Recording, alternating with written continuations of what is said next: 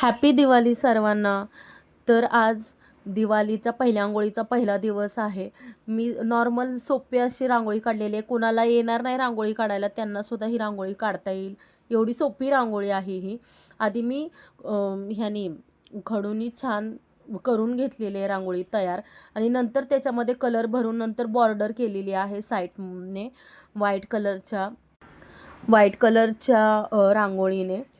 ही कोणालाही काढता येईल म्हणून मी अशी काढली। मग मी डायरेक्टच काढत असते नेहमी, पण आता मला व्हिडिओ काढायचा होता म्हणून मी पहिल्यांदा चॉकनी सगळी काढून घेतली आणि परत बॉर्डर केलेली आहे त्याला।